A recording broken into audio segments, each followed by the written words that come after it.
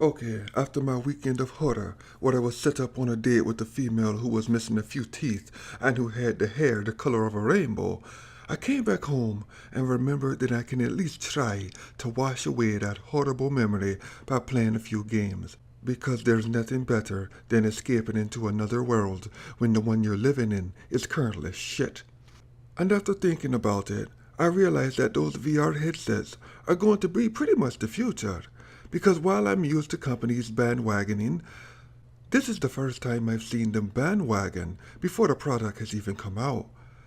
I mean, let's remember the Wii. When it came out with all its motion control glory, and then Sony ripped them off, and then Microsoft tried their Kinect thing. But they did that after the Wii had proved to be a success of some type. Now every company is just jumping on the Oculus Rift bandwagon before the product has even come out.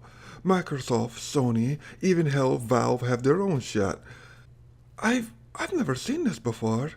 So it leads me to believe that the Oculus Rift prototype that was being showed off at conventions and shit had to be pretty damn good. So good, in fact, that other companies would jump in before it was even made to be a success. So, with that being said, it's a good thing that the Oculus Rift went from being a few guys in their garage to being bought out by Facebook, because over the next year or two, they are going to have some serious competition. The sad thing here is that the first VR headset to launch is probably going to be obsolete in about 5 months afterwards. Because so much money is being tossed at this stuff that it's probably going to become the equivalent of a cell phone.